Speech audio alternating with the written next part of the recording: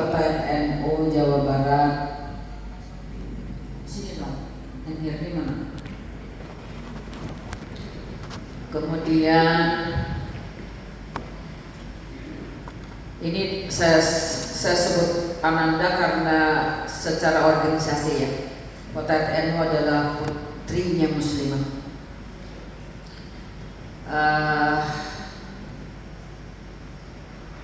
Dari segi usia juga barangkali di sini usia anak-anak saya.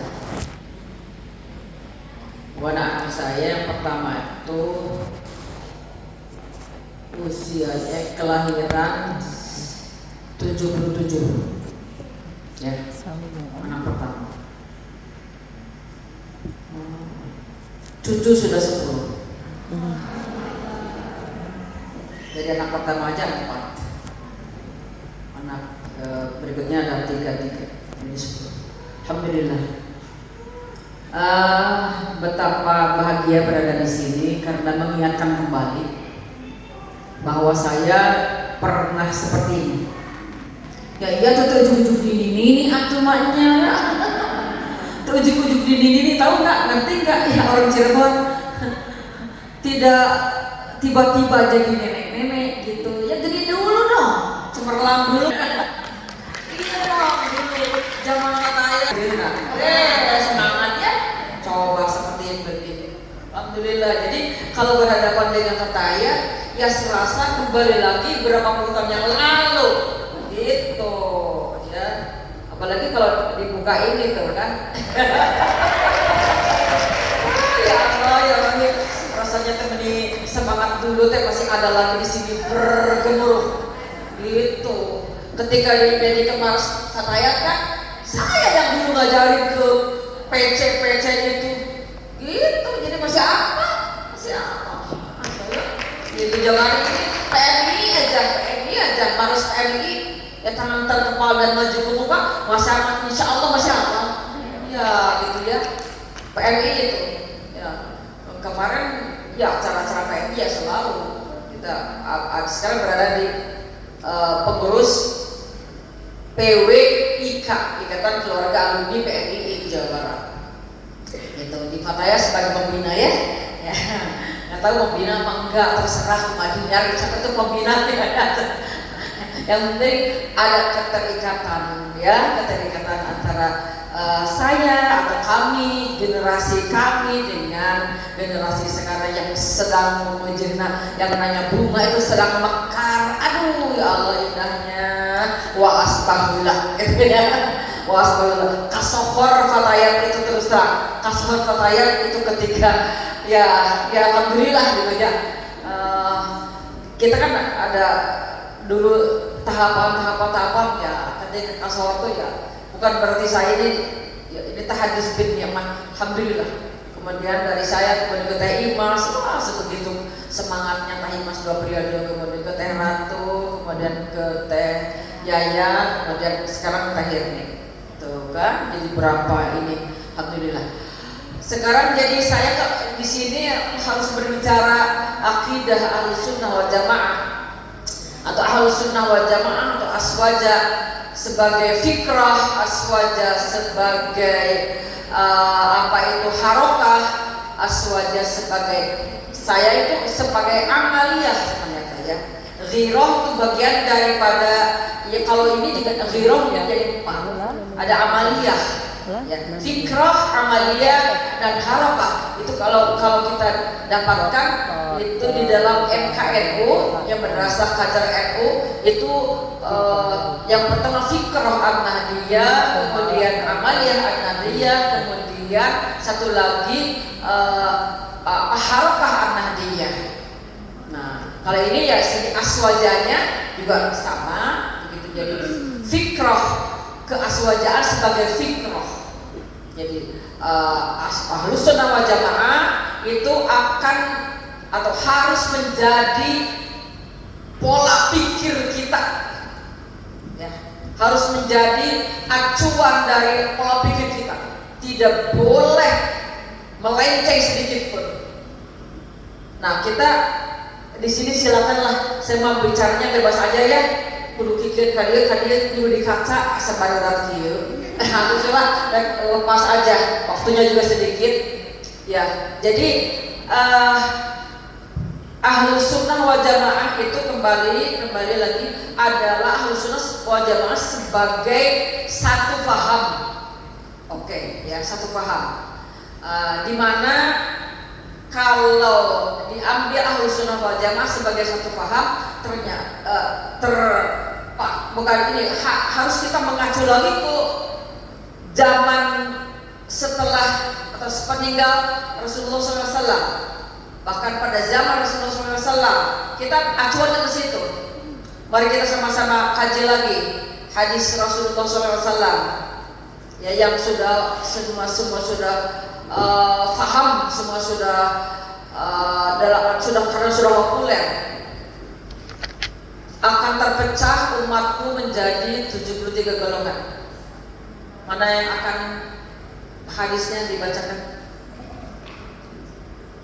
Sataftariqu ummati ala salasatin wa sab'ina firqatan kulluhum finnar illa wahid. Ya, ayat illa wahidah atau illa wahid. Nah, kemudian qala, nanti dari awal dulu. Kata Rasulullah, sabda Rasulullah, umatku akan terpecah menjadi 73 golongan. Kulluhum finnar, semuanya di neraka. Masya Allah. Kalau disebut umatku berarti umatnya apa? Ya umat Nabi Muhammad, ya umat Islam. Dari mulai kerasulan, ya itulah Rasulullah punya umat dengan kewajiban bertabligh. Ya, bertabligh, nyampaikan. Jadi ya ayyuhal muddatsir qum fa'andir. Itu dari situ. Ya ayyuhal muddatsir qum fa'andir.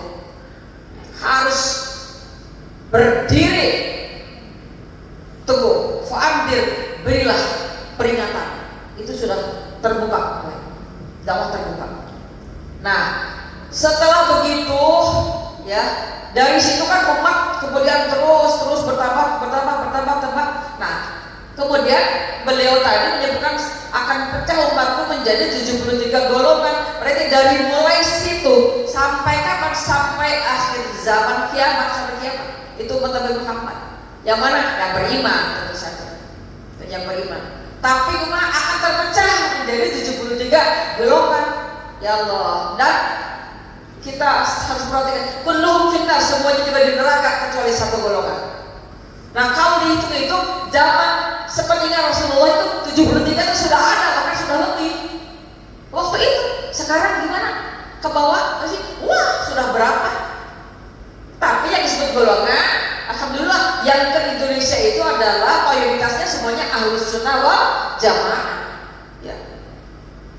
Siapakah itu yang di Indonesia? Ya tentu saja yang Ahlus Sunnah wal Jamaah itu, kan kelanjutannya hadis tadi mahiyah atau manhiyah. Siapa itu yang wahidah? Siapa itu yang satu itu?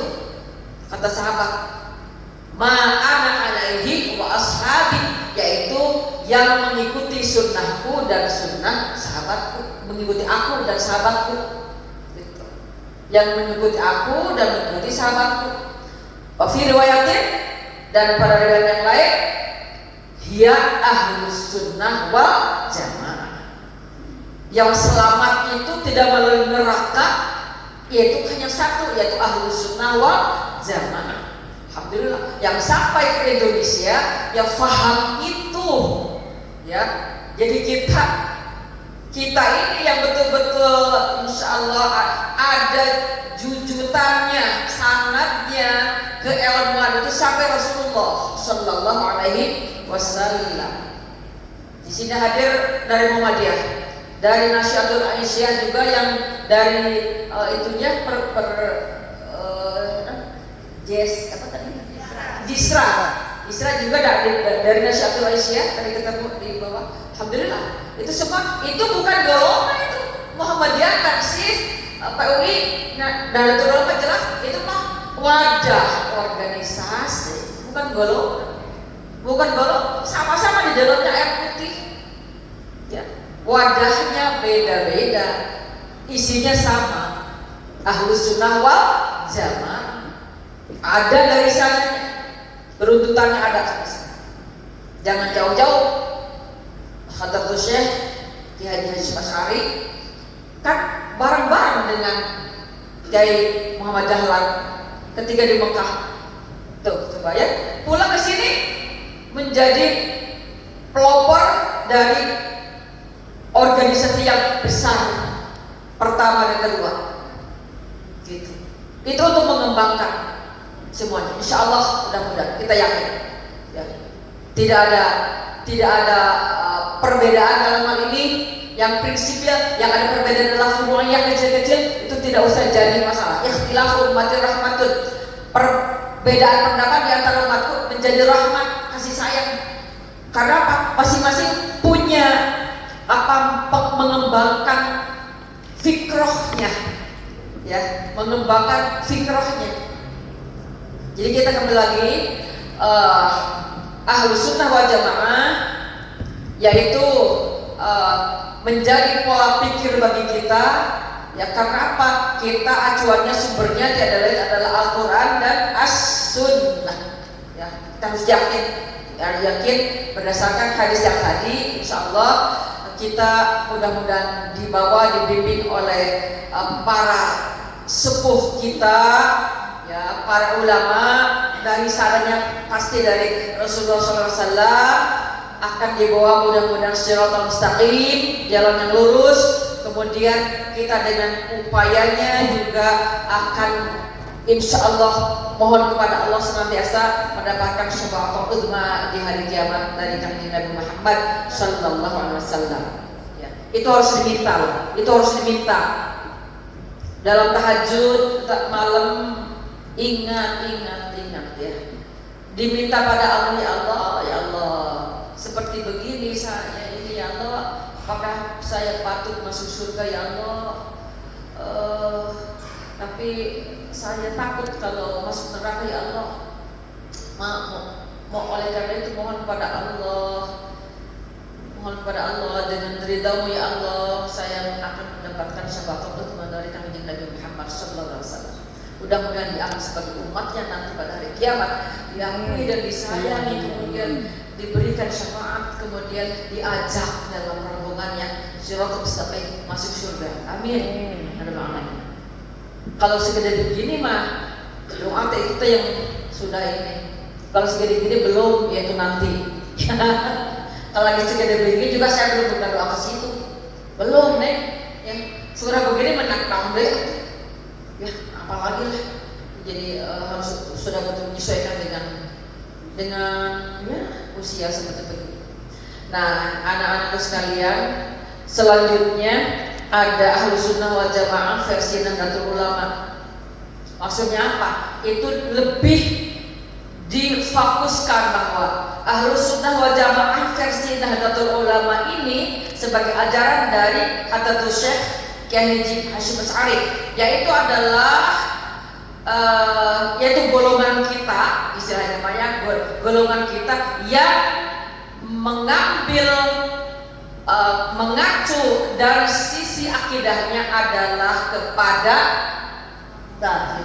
ya, Abu Hasan Al-Asy'ari dan Abu Mansur Al-Maturidi, gitu. Dari segi akidahnya acuannya ke situ. Kemudian dari segi fikihnya itu mengambil mazhab yang 4, dan tentu salah satunya yang kita ambil keseharian, tetapi bukan berarti menolak pada yang 3 yang lain, ya. Nah, jadi mazhab Hanafi, Maliki, Syafi'i dan Hambali itu urutan, ya, Hanafi, Maliki, Syafi'i, Hambali. Itu 4-empatan yang kita akui sebagai untuk amaliyah dari segi fikihnya. Tapi diambil yang keseharian kita adalah Syafi'iyah, ya, kita ambil Syafi'iyah. Tapi dalam hal tertentu, dalam hal keadaan spesifik itu kita ambil juga, yaitu pendapat atau faham dari Imam Hanafi dan dari Imam Maliki ataupun Imam Hambali. Ya, yang terasa nanti di dalam haji itu terasa. Kalau madhab Syafi'i dalam tawaf itu kan sama dengan sholat ya. Kalau kena aja begini laki-laki perempuan, makanya laki-laki lagi ihram ini terbuka tangan kumaha gitu, lalu itu jangkung kita segini, ada yang kena ini dan wah batal. Kalau ambil madhab Syafi'i, lalu kita mau kemana lagi wudhu? Aduh ya Allah, itu mah bikin daruratnya besar. Maka kita harus ambil madhab Maliki atau Hanafi. Ya. Bagaimana mazhab Hanafi dalam hal ini? Itu kembali lagi kepada wudunya, harus wudu Imam Hanafi gitu ya. Maka muqaranatul madzahib fil fiqhi, perbedaan mazhab dalam fikih itu harus difahami dulu. Maka ketika kita mau haji lalu manasik, di situ harus paham dulu bagaimana wudunya Imam Hanafi, ya, bagaimana wudunya Imam Maliki. Dan mau berihram dan ihram lalu melaksanakan tawaf, apakah tawaf haji atau tawaf umroh itu sama. Di situ berlaku, di situ kita ambil bukan wudunya atau bukan faham Imam Syafi'i, yang kita ambil adalah faham dari Imam Hanafi ataupun Maliki. Karena apa? Karena mereka itu tidak batal. Bertemu kulit dengan kulit, laki-laki dan perempuan tidak batal. Gitu. Yang mungkin sekarang yang diambil oleh Muhammadiyah, ya, Muhammadiyah atau Persis dalam keseharian. Itu dari mana itu? Dari Imam Hanafi atau Imam Maliki? Kalau Imam Maliki masih batal kalau ada ser, ketemu laki-laki dan perempuan yang bukan mahram, jelas itu adalah kena, tapi ayat ser batal. Kata Imam Maliki batal, ada sernya. Senang kok ini kok senang, batal ya. Tapi kalau tidak ada ser tidak apa, nggak batal menurut Imam Maliki.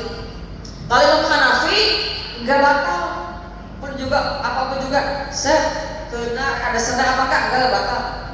Sebab apa? Yang membatalkan itu adalah kalau bersetubuh Imam Hanafi atau ada kekurangan, kata Imam Syafi'i. Kalau bersetubuh atau bukan batal wudu, itu wajib adus.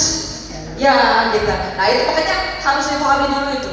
Tetapi kalau khusus untuk tawaf itu kita ambil wudunya Imam Hanafi. Bagaimana wudu Imam Hanafi?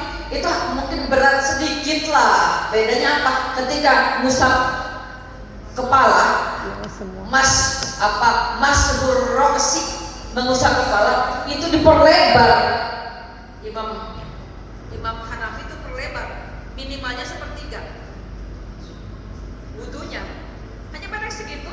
Imam Syafi'i kan cukup minimalnya 3 helai rambut sudah basah, itu sudah sah.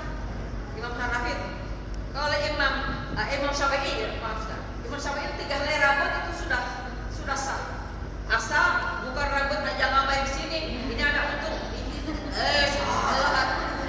Jadi roksi itu kan kepala. Ini yang nempel di kepala. Bukan yang rambut di sini, bukan rambut, kepala. Gitu. Jadi rambut yang tumbuhnya di kepala. Kepala dari mana? Dari mulai pinggir wajah sampai di sini, belakang telinga itu kepala. Bagaimana kalau kepalanya nggak ada rambutnya? Berarti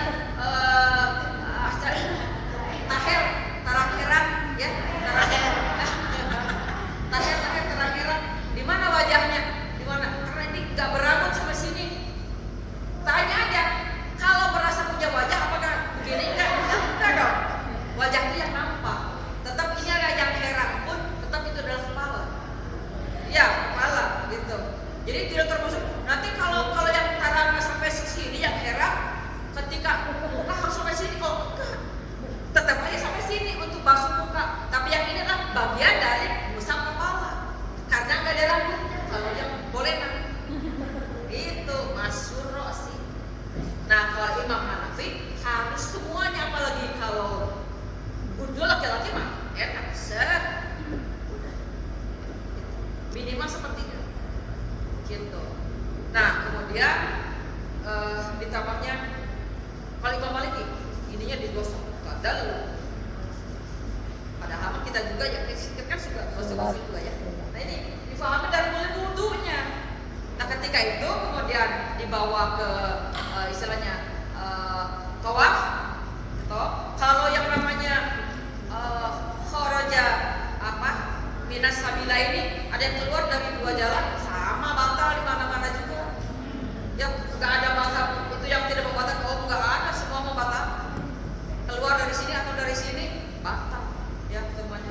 Nah ini mah yang tadi kalau perbedaan yang kalau lamsun nisa, menyentuh perempuan gitu. Nyentuhnya yang mana? Kulit dengan kulit. Yang tidak batal mana? Tulang sama kulit. Nah, yang tulang itu gigi maksudnya. Pokoknya gitu. Sedang gitu. Tapi hukum harus berlaku. Hukum itu ada. Kalau gigi kena kulit tidak batal. Tapi orangnya gigi itu kan ada daging gitu. Ada yang bilang punya kalau giginya kan dia barangkali gigi kena gitu. Nggak batal. Coba hukum itu sebenarnya gitu. Itu nggak batal. Nah, jadi kita berbicara Ahlus Sunnah wal Jamaah dari segi fikih wajar ya. Kita yang ikuti yang mana? Mazhab yang empat. Imam Hanafi, Imam Maliki, Imam Syafi'i, Imam Hambali. Tetapi mayoritasnya yang di Indonesia itu adalah Imam Syafi'i. Syafi'i ya mayoritasnya itu Indonesia. Alhamdulillah. Itu yang moderat sebenarnya. Imam Syafi'i itu moderat lah, moderat ya. Dalam segala hal moderat gitu. Tapi kita tentu saja menghargai, menghormati seandainya Ahlus Sunnah wal Jamaah yang ada pun lebih banyak cenderung ke Hanafi, kita hormati. Toh itu pasti juga adalah pegangan kita juga, rujukan kita juga dari segi fikih. Dan berikutnya adalah dari segi akhlak, tasawuf, kita merujuk kemana, memegang sumbernya dari mana? Dari Imam Al-Ghazali atau Imam di sini disebutkan yang mana? Imam Junaid Al-Baghdadi, itu dari segi tasawuf ya, Imam Junaid Al-Baghdadi. Nah itu dari segi secara pendapat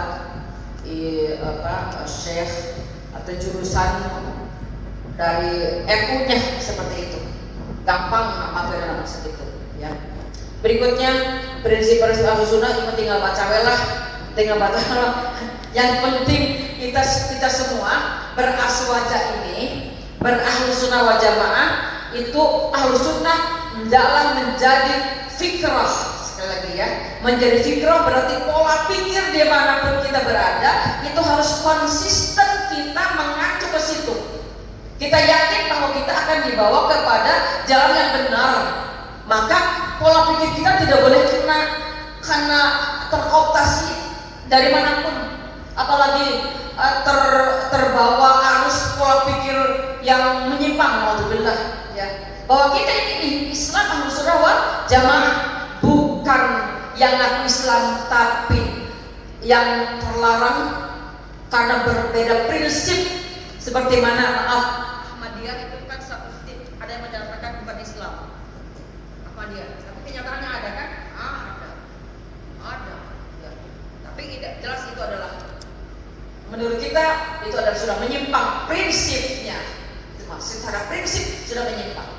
Nah, bukan lagi aliran-aliran yang lain. Dan kalau kita lihat aliran atau faham-faham pada zaman sepertinya Rasulullah, di mana berkembangnya ada pada zaman tabi'in bahkan zaman tabi'in, misalkan sejak apa itu fahamnya dari mulai Khawarij, kemudian Murji'ah, kemudian Mu'tazilah, Qadariyah, Jabariyah, kemudian Syiah aja jadi 20 sekte coba. Syiah aja terpecah 20 sekte, Khawarij terpecah gitu ya. Alhamdulillah kalau kita Ahlus Sunnah insyaallah tidak terpecah belah-belah. Yang ada di sini adalah beda-beda wajah, ya. Perbedaan sedikit-sedikit adalah furu'iyah.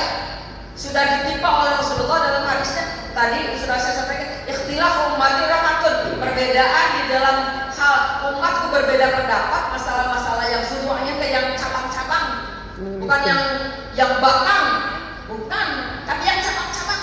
Itu rahmat, menjadi rahmat.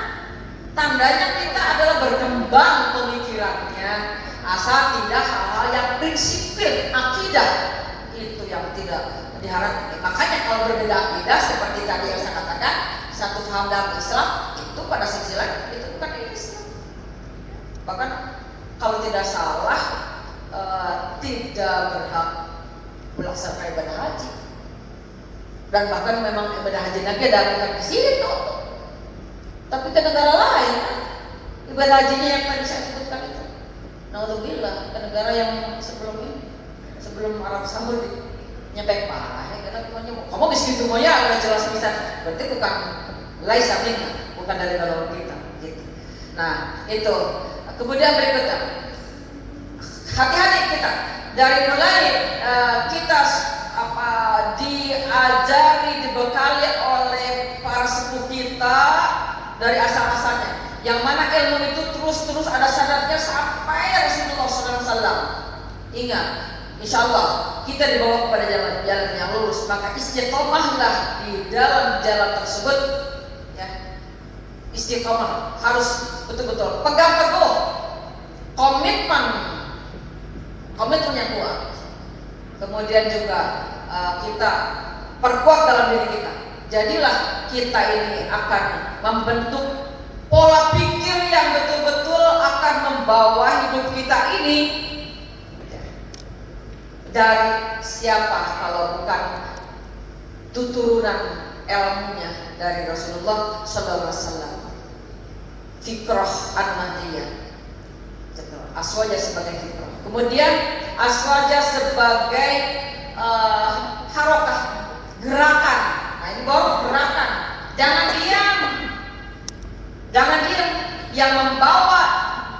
Yang membawa semangat kita untuk bergerak adalah dari Ahlus Sunnah wal Jamaah itu sendiri. Bagaimana para wali songo mengembangkan ajaran Islam di tengah belantaranya Indonesia, khususnya Pulau Jawa. Ya, nah, ya Allah ya Rahim, luar biasa. Ya, jasa mereka kita lagi enak atau sekarang kita sudah enak tinggal melaksanakan. Ya, kita sudah segala macam ada alasannya, ada rujukannya, ada segala-galanya, tinggal melaksanakan. Dulu tuh menggali. Imam Syafi'i, kembali lagi Imam Syafi'i, itu gurunya sampai 3.000 kan, 3.000 guru, 5 tahun sudah hafal Quran. Imam Syafi'i itu, Imam Bukhari itu adalah murid Imam Syafi'i, bukan enggak tinggi Imam Bukhari. Imam Bukhari itu muridnya Imam Syafi'i. Imam Syafi'i, ya Allah ya luar biasa dengan kisahnya. Jadi kita ini sudah enak tinggal melaksanakan dengan penuh keyakinan.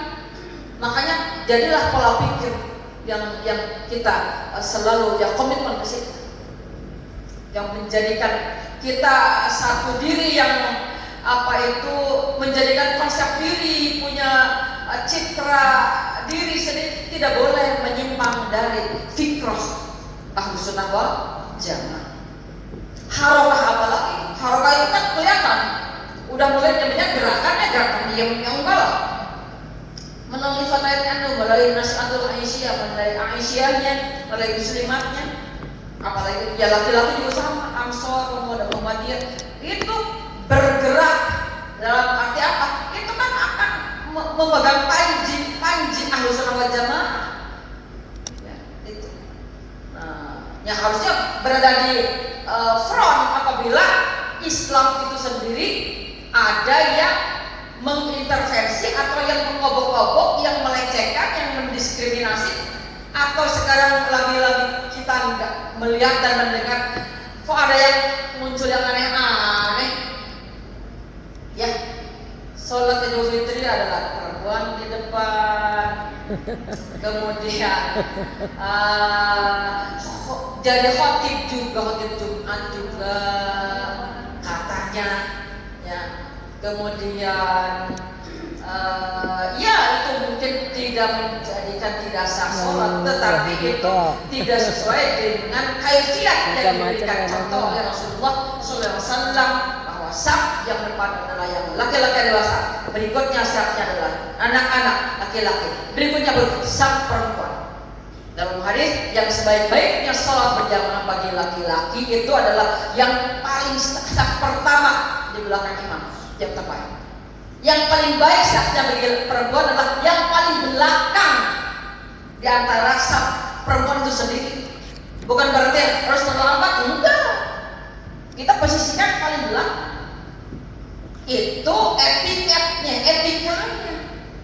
ya, etikanya dalam beribadah sesuai arahan bimbingan dari Rasulullah SAW. Sekarang kita dengar begitu. Ya Allah, bagaimana lagi? Lalu ada salam lagi ya, ada salam, ayo pakai salam, ya. Salam. Ya, jadi itu kan bahasanya. Apa itu? Ya. Jadi wallahu a'lam, ya. Kita harus pertahankan pokoknya prinsip ajaran yang sudah diberikan, diwariskan para ulama. Al-ulama warasatul anbiya, harus yakin. Ulama itulah pewaris para nabi, mewariskan ilmu sampai ke kita. Walaupun kita hanya tinggal seru, alhamdulillah kita ada dalam koridor yang benar, insyaallah, gitu. Lalu ada yang seperti begitu, ya akhirnya kita, ya kalau dibiarkan akhirnya gimana ya, kita bisa kumaha tuh, apalagi kita sebagai perempuan, ya gimana? Semua juga MUI juga, ya itu kan wallahu a'lam mau dibagaimanakan, itu ceritanya panjang. Kita sudah rapat berkali-kali di MUI, ya. Ceritanya panjang. Nah itu tadi aswaja sebagai harokat gerakan. Tapi yang kedua aswaja sebagai amaliyah tadi udah, ya, sebagai amaliyah kita tidak boleh menyimpang. Dulu berapa tahun yang lalu ada satu paham yang namanya ngaku-ngaku dia sebagai malaikat Jibril. Iya. Perempuan, gile beraninya dia aku sebagai malaikat Jibril. Ya Allah, ya gaya eta saha ngaku-ngaku sorangan saha. Tapi aya anu nganut geus, ampun Gusti, di mana itu? Anu dia punya penganutnya berapa gelintir ya ada. Itu lalu berbeati di pinggir laut situ. Di mana tuh, laut selatan. Ya Allah, ya Rahim, ya. Alhamdulillah itu sudah malaikat Jibril yang disebut sudah masuk ke penjara. Maunya di penjara malaikat Jibril. Kayak saya. Terus oke. Adik Nabi mah banyak dari dulu, ya. Mengaku Rasul man banyak, dari Sayyidat Al-Qatab, Tulehakin, apalagi banyak. Yang kemarin yang berikutnya yang bareng sama malaikat, jika dia ngaku malaikat Jibril itu kan, itu juga mudah-mudahan sudah taubat, ya, sudah taubat. Itu ceritanya Ahmad yang Sadek atau namanya apa ya? Apa yang kadek di kadek, ya. Tapi mudah-mudahan sudah taubat, ya. Taubatnya di mana? Harus masuk juruji dulu, ya. Itu mah hanya beberapa istilahnya. Ya harus begitu jalannya. Mudah-mudahan dua-duanya menjadi taubat, ya, taubatan nasuha mudah-mudahan. Sekarang kan nggak ada cerita lagi, ya sudahlah. Ada lagi ngaku Nabi itu di Garut. Ya, aduh ampun. Ngaku Nabi di Garut. Mana di Garut ini barangkali? Iya, agak hebat. Nabi orang Garut itu berarti di mana? Di Cisurupan, berarti di Cikajang. Ya, kita sudah yakin kalau masalah begitu, maka Muhammad Muhammadun aba ahadin min rijalikum walakin Rasulullah wa khataman nabiyyin. Ya, adalah Muhammad itu adalah bukan ayah dari kamu di antara kamu, bukan begitu ya. Ketika itu ada yang disebutkan Nabi Muhammad mengangkat anak ya, Zaid bin Harithah, kemudian disebutkan Zaid bin Muhammad. Wah, Allah diluruskan. Maka Muhammadun aba ahadin min rijalikum, bukan ayahnya dari kamu sekalian. Walakin Rasulullah, tetapi adalah dia utusan Allah. Wa khataman nabiyyin, dan penutup para nabi. Udah tidak ada lagi nabi. Ada lagi nabi namanya Ghulam Ahmad. Seperti saya kan tadi ya. Itu sudah pada prinsip. Karena apa? Ada wahyunya, katakan dia menerima wahyu katanya. Ya, Difta binta Difta. Hei Bangkong, anak Bangkong. Naon eta Bangkong? mau menandingi surat-surat pendek dalam juz amma al-Quran hatina. Bangkong kayak anak Bangkong. Nah, atau kecolongan dari Bangkong teh. Kan enggak ada filosofi apa gitu ya. Mungkin itu menandingi surat Al-Fil atau surat apa ya Allah yang besar dengan makna segala macam. Nah, seperti begitu. Kemudian juga kitabnya dijadikan kitab, namanya Tadhkirah kan? Gitu. Di situ sudah ceritanya apa? Cerita dia di dalamnya. Kenapa dia ya bagaimana dia ketika itu berjodoh, atau kalau misalnya pernah ditolak juga ada masuk ya di kitab suci ya Allah. Ada Britania juga, ada Inggris itu Pak. Memang alirannya ke sana. Ahmadiyah akhirnya adalah ke Inggris, di Polonia, Britania Raya. Nah, jadi itu sudah menyalahi prinsip. Itu adalah bukan ya laisa bina. Mudah jadi begitu. Nah, anak-anak sekalian, itu prinsip-prinsip dari Ahlus Sunnah wal Jamaah sebenarnya simple, tapi sebenarnya adalah mengandung makna yang sangat luas, sangat padat, sehingga bisa ya betapa luas, betapa padatnya. Yang paling susah itu adalah penerapan pada diri kita, sehingga menjadi satu wujud konsep diri kita. Ya, keyakinannya, imannya, al-iman, tasdiqun bil qalbi wa iqrarun bil lisan wa amalun bil arkan. Waduh, kata gampang, sulit sekali. Dari situ itu harus kita punya landasan ya, bahwa kita iman di dalam ini paling ini 7 lapis lagi sih. Bana itu fi jawfi ibni Adam qasran wa fil qasri sadran wa fil sadri qalban wa fil qalbi wa fuadan wa fil fuadi lubban wa fil lubbi syarafan syarafi sirran wa fil sirri anak. Pelajari itu kita itu dari sini gimana? Itu hadis kursi. Cari itu sampai lapis-lapis ini. Betapa dalam. Itu semua harus menjadi pegangan kita, sehingga betul-betul kita harus memegang teguh keimanan ya, tidak boleh tergoyahkan, apalagi terbawa arus. Nauzubillahi min dzalik. Jangan pola pikir manapun, tidak. Insyaallah mudah-mudahan kita diberi istiqomah sampai husnul khatimah. Istiqomah. Nah, kemudian dari segi amaliyah kan, yaitu apa? Fikih dalam hal ini jangan lupa luas sekali. Sehingga kalau amaliyah itu dalam keseharian berarti kita tidak akan lepas. Kalau iman itu tidak bisa dilihat, tapi bisa dilihatnya di mana? Di luarnya adalah akhlak. Di dalam Islam, di dalam akhlak.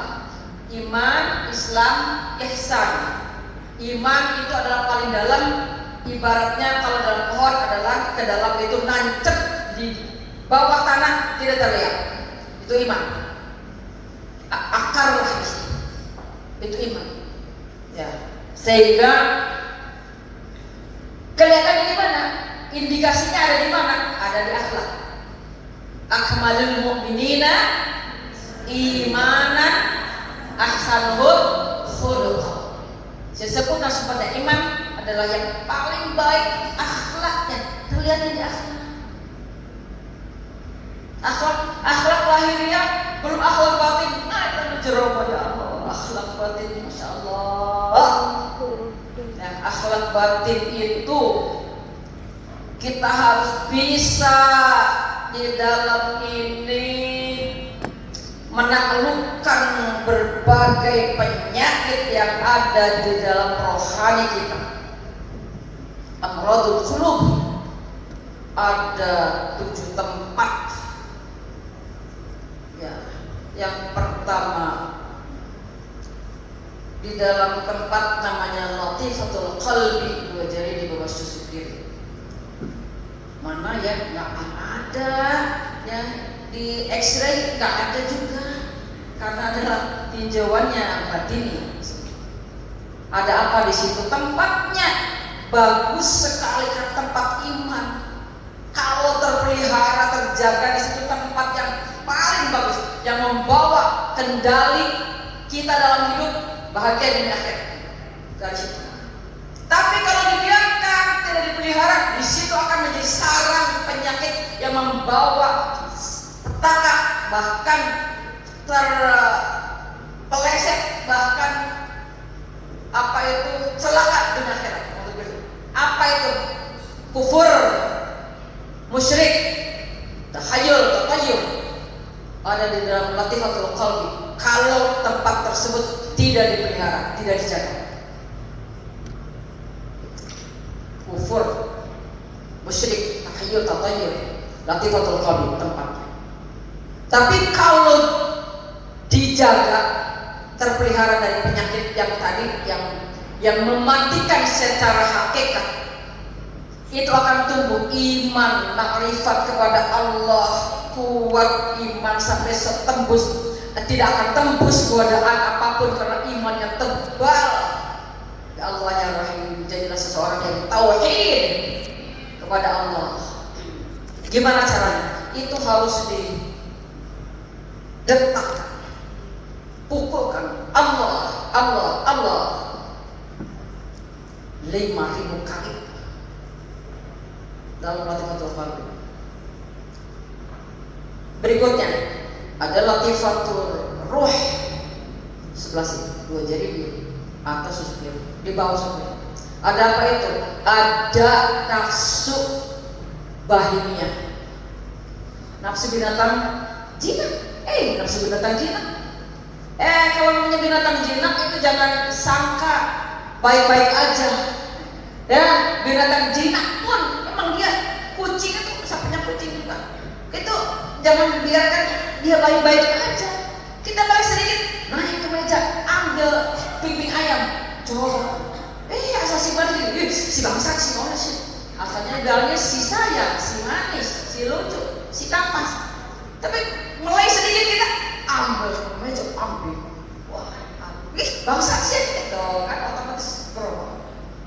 Itu di mana ada di manusia seperti itu banyak menjilat namanya. Ya. Di hadapan ini manis sekali, kalau melek sedikit, wah, melek sedikit. Ada syahwat. Ya yuk kita nyumpet aja, manusia masih bisa nyumpetan di kamar, di mana berdua-duaan. Tapi Allah tidak bisa dihindari. Ya, pantauan Allah. Kemanapun tidak bisa meleng. Yang kan Allah, malaikat raqib atid juga kan mencatat.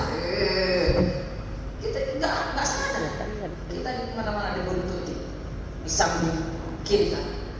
Kita apakah memperkerjakan malaikat atid atau memperkerjakan malaikat raqib dalam keseharian dikalkulasi setiap hari dari fajar sampai maghrib. Itu yang bertugas malaikat.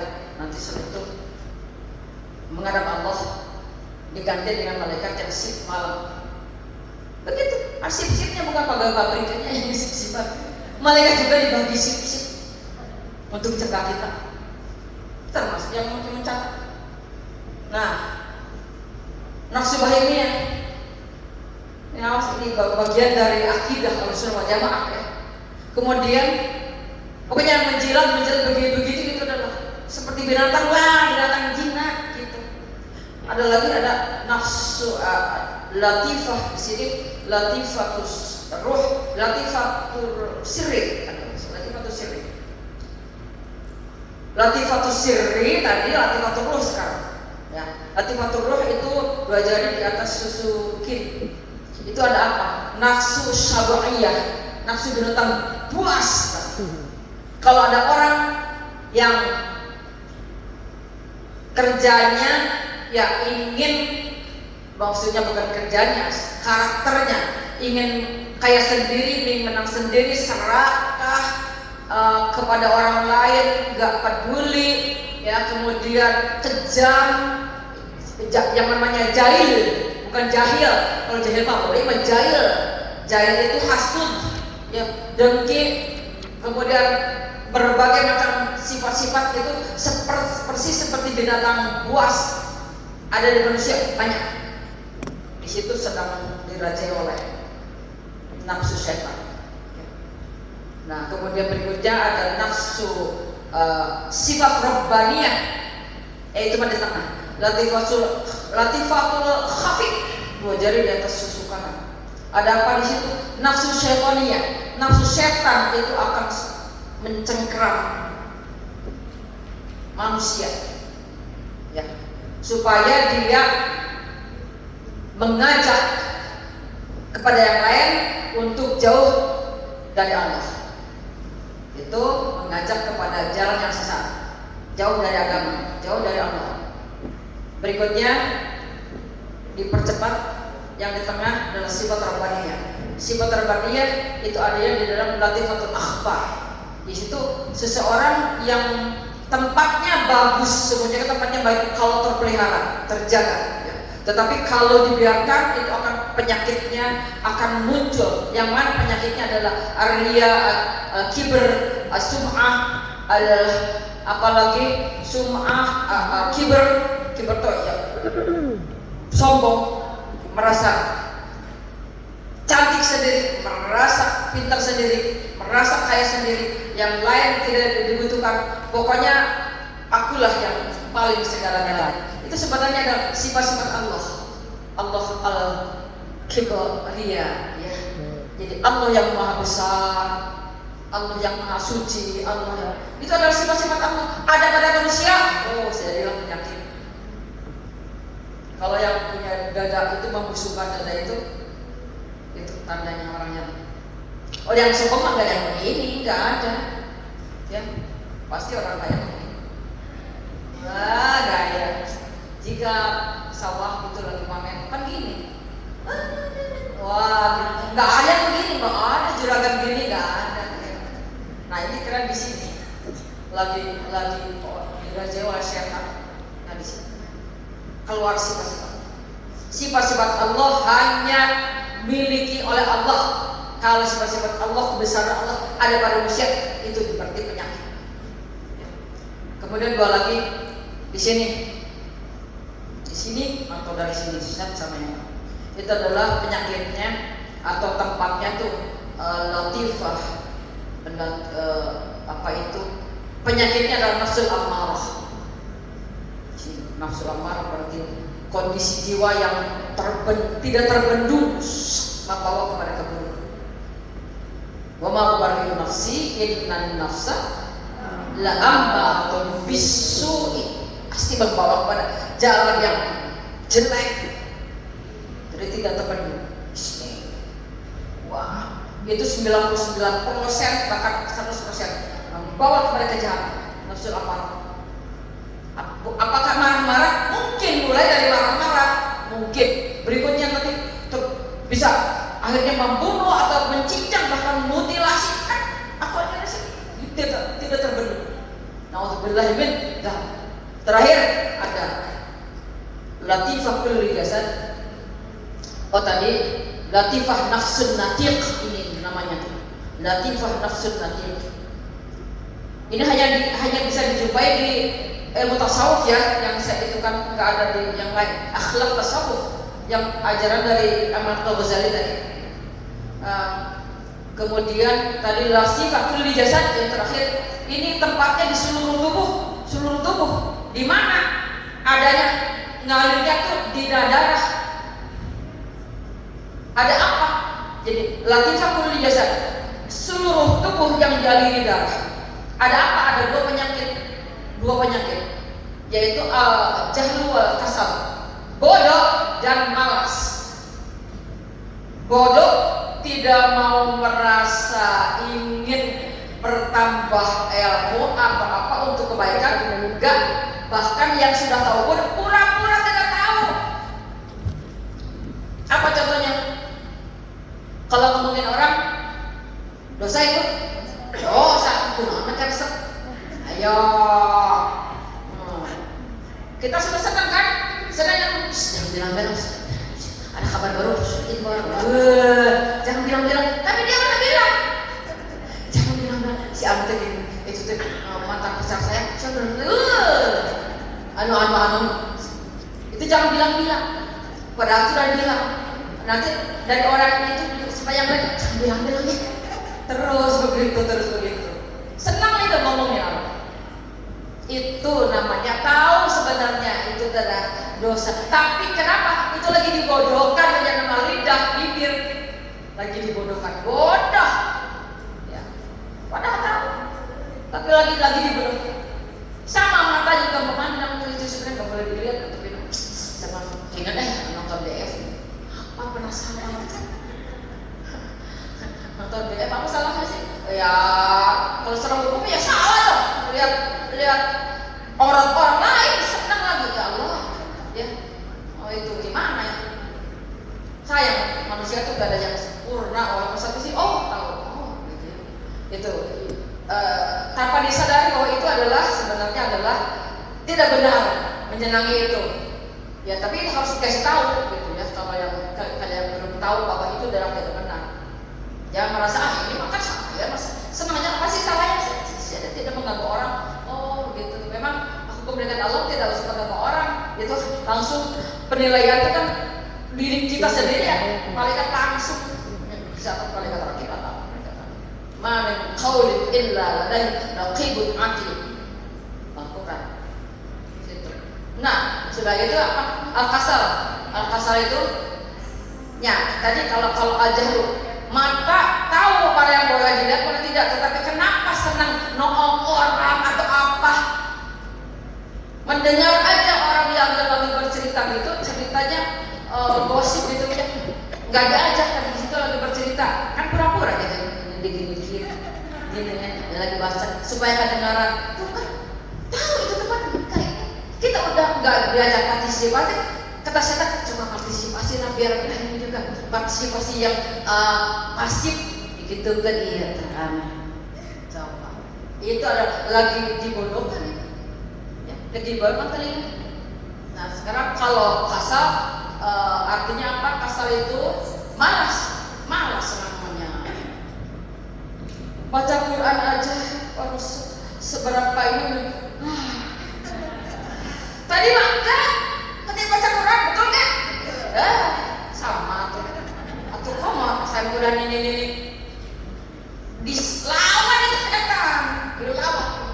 Ini kalau baca Quran ini yang aduh, ya itu setan.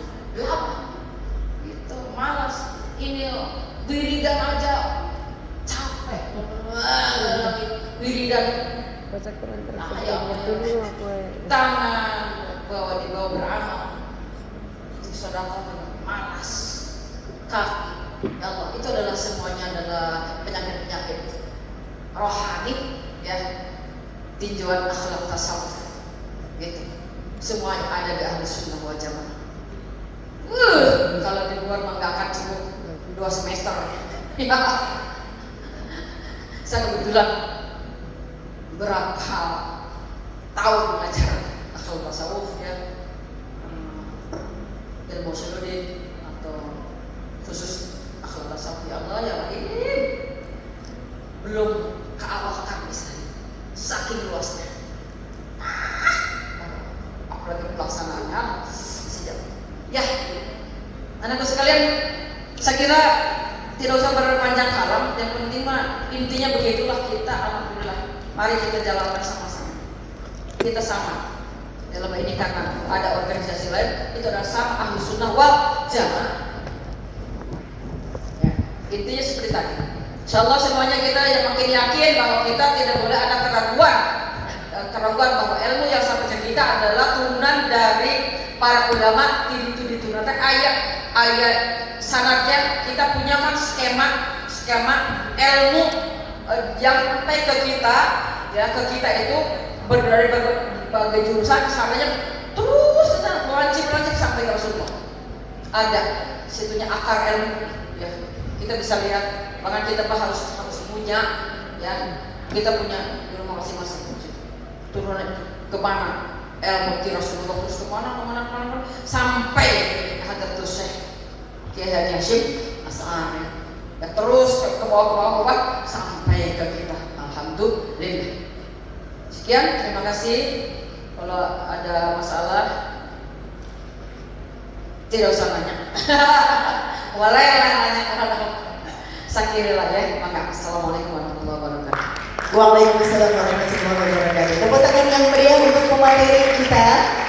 Ya, menarik sekali, masya Allah. Ini daging semua ya, isi semua gitu. Nah, Ibunda Doktor, sebelum saya lempar pertanyaan ke sahabat-sahabat, ada hal yang menggelitik yang memang akhir-akhir ini tuh sedang digaung-gaungkan oleh beberapa public figure. Nah, diantaranya adalah kembali ke Al-Quran dan Sunnah. Nah, kemudian seringkali kita sebagai kaum nahdliyin itu seringkali dituduh katanya begitu ya, karena katanya kullu bid'ah dhalalah, katanya begitu. Mohon jawabannya Bunda untuk menggelitik soal ini. Ya, disambung dulu dengan pertanyaan sahabat-sahabat mungkin. Bangga sahabat-sahabat yang mau bertanya kepada Bunda Dr. Ella, silahkan. Ada di antara sahabat-sahabat yang mau bertanya mengenai keaswajaan. Tadi sudah dijelaskan ya. Oh iya, Teteh yang belakang ya. Bangga Teteh.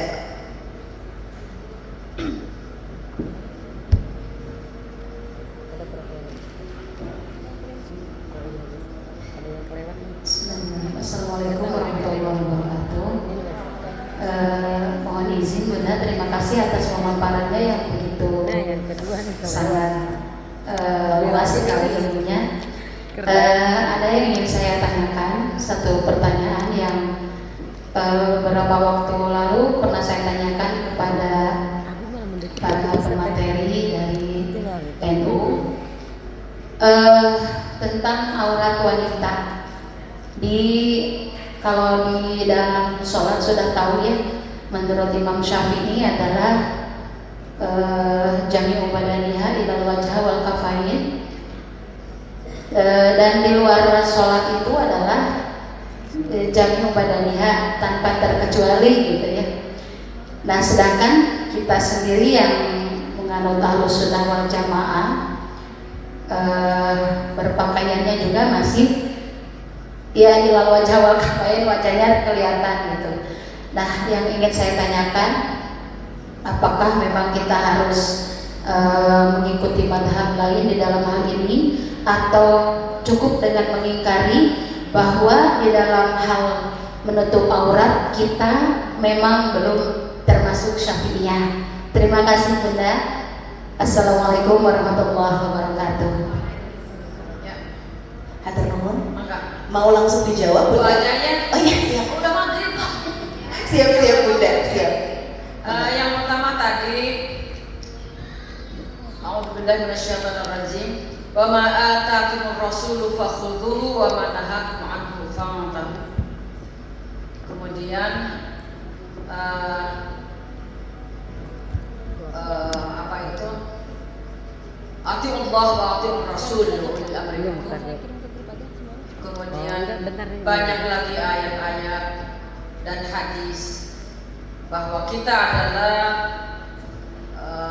harus mengacu kepada apa yang sudah diajarkan oleh Rasulullah kepada kita, dan apa yang dilarang kita harus jauhi, ya. Nah, berpijak dari situ, tentu saja itu harus kita pegang teguh. Nah, tapi kan kita sekarang ini apakah mampu menggali langsung dari Al-Qur'annya, menggali ya keilmuan dari Al-Quran dengan berpuluh-ribu hadis dan dengan Al-Quran yang 6.666 ayat. Sebenarnya kita sudah diberi keringanan, itu sudah digali, sudah dipelajari, sudah diselidiki, dan sudah ada hasilnya dari seluruh upaya mereka para mujtahid dari mulai zaman sahabat, kemudian tabi'in, kemudian tabi'in terus sampai ke bawah terus. Kita adalah muttabi', kita adalah pengikutnya. Kita sudah serba enak, tinggal mengikuti apa yang sudah mereka hasilkan berupa ilmu. Itu pun belum seberapanya yang kita dapatkan, yang kita laksanakan dibandingkan dengan hasil pemikiran mereka, gitu ya. Lalu ada ya, satu pemikiran lain harus kembali menggali sendiri, mampu apa enggak rasanya, gitu. Belum lagi ijtihad, persyaratan menjadi mujtahid itu kan hafal Al-Quran berapa ribu hukum, ayat-ayat hukum, hadis berpuluh ribu ayat-ayat hukumnya, hadis ahkam, gitu. Apakah mampu sekarang kita?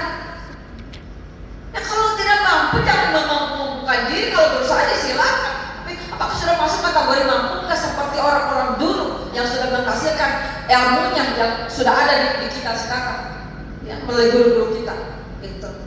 Betul, kembalilah kepada Al-Quran, dalami apa yang sudah ada, bukan kita nyanyi-hawanan sok tahu membuat hukum-hukum baru, gitu kan. Kalau yang namanya ijtihad memang betul begitu. Kalau tidak dijumpai dalam Al-Quran, maka carilah dalam hadis. Kalau tidak dijumpai dalam hadis, maka berijtihadlah. Kan gitu. Rasulullah juga ke gubernur Yaman pada waktu itu, ya, ketika itu berijtihadlah. Dan ijtihad itu kalau itu benar, itu dua pahalanya. Kalau salah pun dapat satu pahala. Kan gitu. Ijtihadnya harus benar, tentu saja.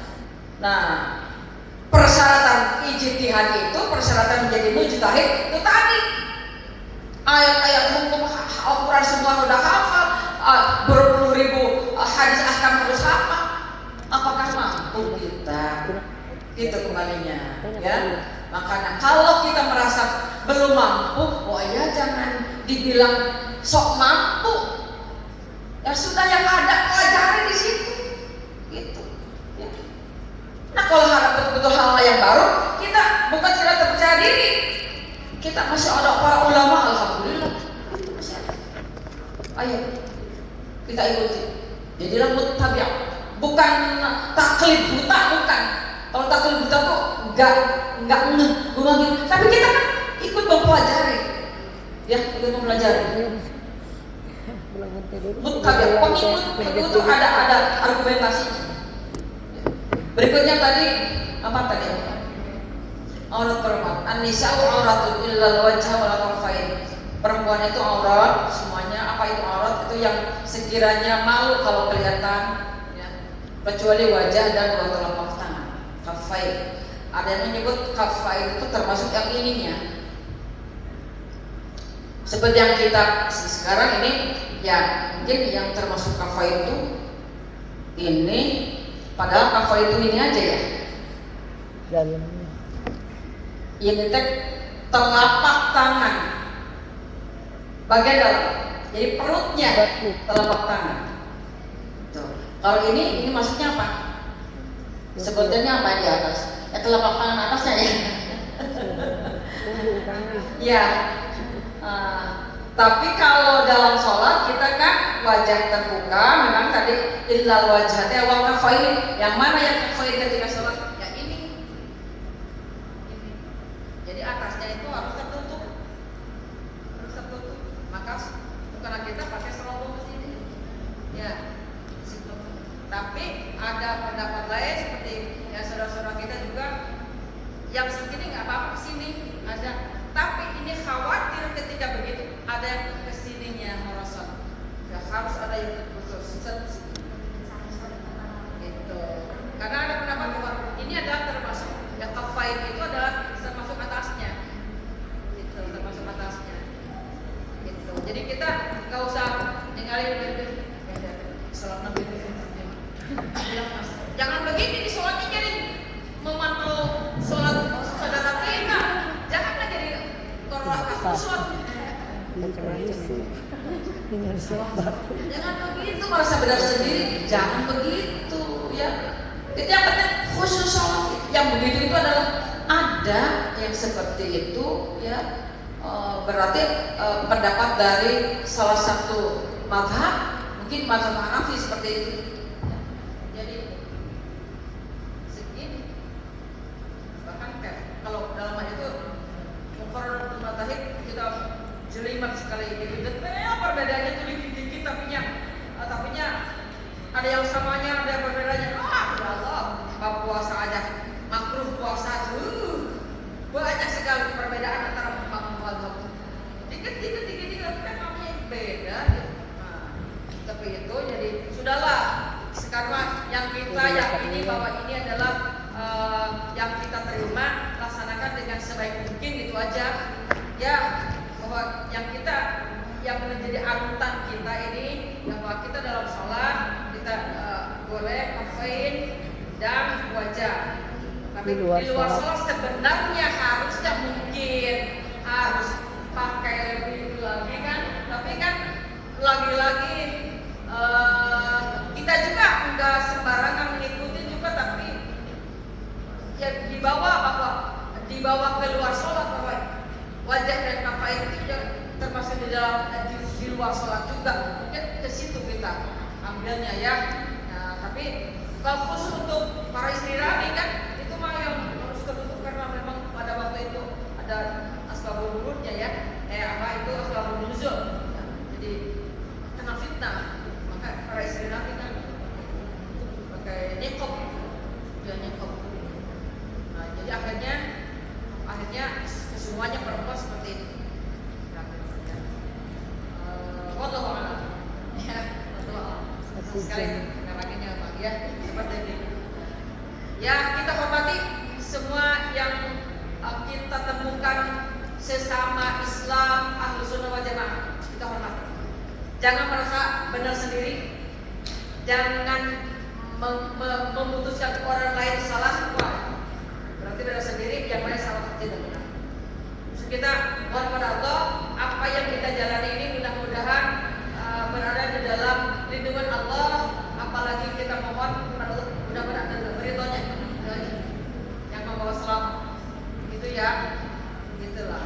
Soalnya sekarang berbagai anggapan bahwa ya yang begini ini adalah ciri-cirinya, pahamnya begini ya. Jadi kita juga gimana kalau yang pakai niqab itu apalagi yang hitam-hitam gitu kan, jadi diidentikan atau dengan satu paham, dimana hal tersebut juga dipertanyakan orang. Ya sudahlah, itu jangan terlibat di situ ya. Saya kira itu jawabannya memang tidak puas. Syukur kalau tidak puas. Tepuk tangan yang meriah untuk jawaban yang luar biasa ya dari Bunda Dokter. Ya mungkin karena waktu juga sudah maghrib ya, ini sudah pukul 6 lebih sedikit. Mungkin kita tutup saja Bunda ya. Ya kita akan tutup saja. Sebelum itu saya simpulkan bahwa Ahlus Sunnah wal Jamaah An-Nahdliyah ini adalah menganut beberapa hal, yaitu secara teologi kita mengikuti Abu Hasan Asy'ari dan Abu Mansur Al-Maturidi. Sementara untuk fikih kita mengikuti 4 madhab, yaitu Maliki, Hambali, Syafi'i, dan Hanafi. Ya, ada 4 madhab. Mungkin itu saja karena memang waktu juga sangat-sangat mepet ya. Ya, dan tentunya yang akhlak ini juga tadi sudah disebutkan juga oleh Bunda, sangat-sangat mendetail sekali ya. Dari madhab tasawufnya ada Ghazaliyah dan Al-Baghdadiyah, begitu ya Bunda. Baik, mungkin ada kalimat penutup Bunda sebelum kita mengakhiri atau cukup? Dari Bunda menekankan kepada kalian anak-anakku, jadilah pribadi muslimah berakhlakul karimah wal akhlakul mahmudah, ya. Dengan punya konsep diri, dengan akhlak yang terpuji, akhlak yang mulia, insya Allah akan membawa kemuliaan hidup di dunia sampai kemuliaan hidup di akhirat. Amin. Amin. Dari kita semua. Ya, tepuk tangan untuk Bunda Dr. Ella. Nah, mungkin karena waktu juga yang membatasi kita, terima kasih sahabat-sahabat peserta EKDM yang sore ini sudah bersama-sama belajar mengenai keaswajaan. Mungkin langsung saja saya tutup.